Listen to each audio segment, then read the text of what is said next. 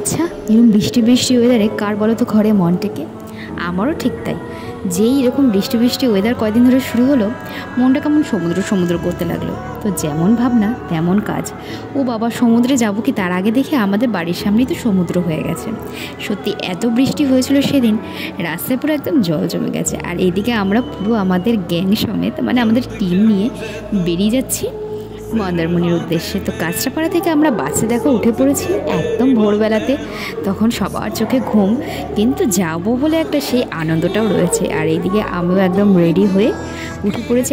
সবাই যখন ঘুমে ক্লান্তি, আমার পরের কিন্তু কোনো ক্লান্তি বা টায়ার্ডনেস নেই। ও একদম প্রথম থেকেই মজা নিতে শুরু করে দিয়েছে, আর আমিও সাথে তাই।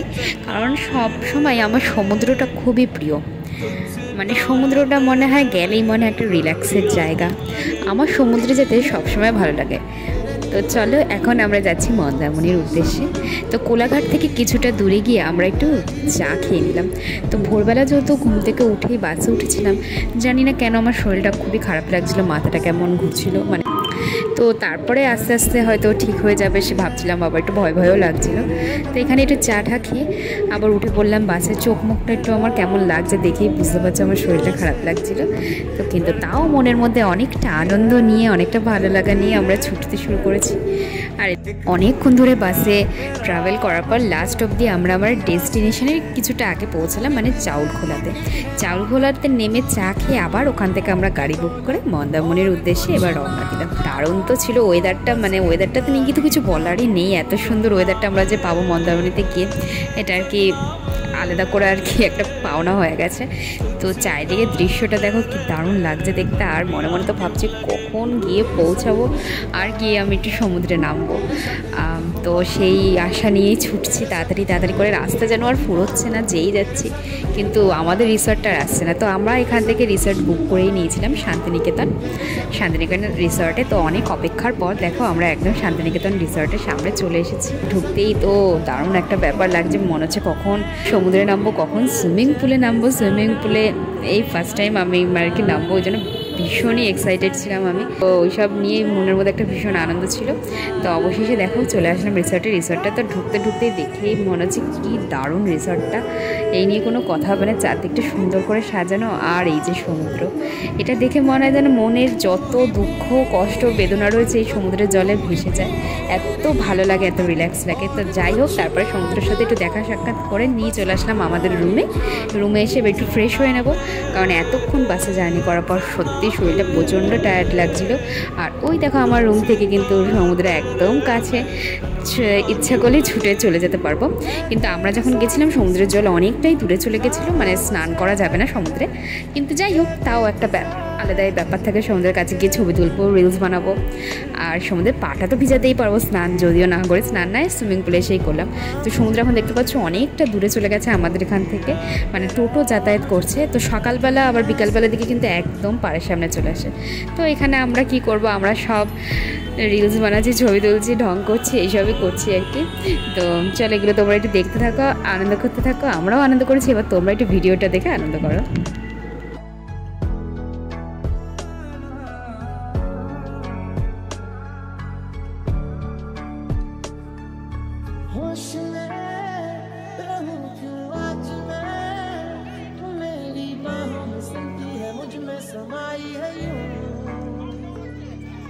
जिस तरह तू कोई हो नदी, तू मेरे सीने में छुपी है सागर, तुम्हारा मैं हूँ। आंखें कहती है तू सामने मेरे रहना, एक तू ही यार मेरा, मुझको क्या दुनिया से लेना, एक तू ही यार मेरा, मुझको क्या दुनिया से लेना।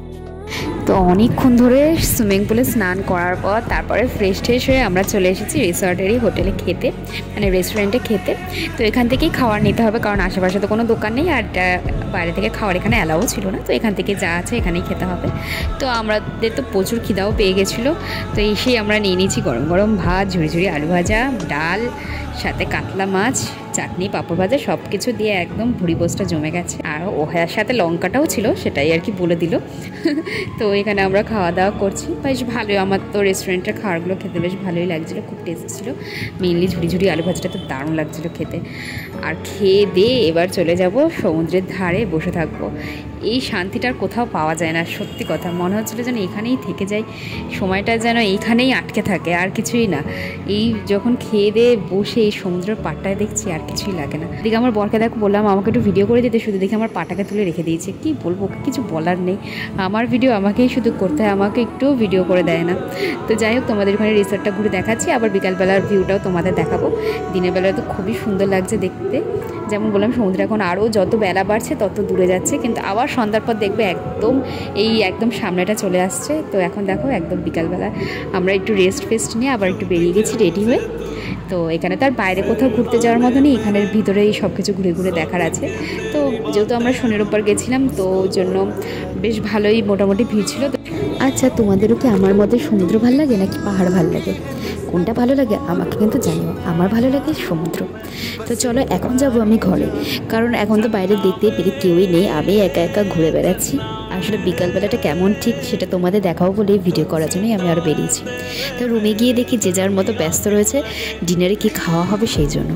আর চাও করা হচ্ছে, তো আমি এসব একটুখানি যোগদান করে দিলাম, কারণ সন্ধ্যাবেলা মনটাতে একটু চা করবেই বলো। তো এখানে আমরা দেখো বিস্কিট খাচ্ছি, তারপরে চা বানানো হচ্ছে।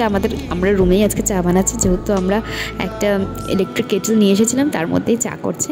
তো সেখান থেকে আমরা চাটা খেয়ে তারপরে সি বিচের ধারে যাব। তো যেহেতু আজকে এসেছে, তো সবাই একটু টায়ার্ড রয়েছে, সবাই একটু শরীরটা একটু খারাপ হয়েছিল আজকে প্রথম দিনটা। আসলে বাসে অতটা জার্নি ভোরবেলাতে তো দিতে পারিনি, আমার একটু রাত্রিবেলার দিকে শরীরটা খারাপ হয়ে গেছিলো। তো চলো এবার সি বিচের ধারে বসবো, গল্প গুজব তো প্রচুর করেছি। তো এখানে আমরা আবার একটু ছবি তুললাম, একটু পাগলামি করলাম। আমার তো বেশ ভালোই লাগে এগুলো করতে, হাসি মজা করতে করতে কখন যে রাত 1-1:30 বেজে গেছে কিচ্ছু টের পাওয়া যায় না এখানে। তাহলে আজকের জন্য কালকে আবার নতুন ব্লগ নিয়ে তোমাদের সাথে দেখা হচ্ছে। ভিডিওটা ভালো লাগলে লাইক কমেন্ট করতে ভুলো না। ছোটো টাটা।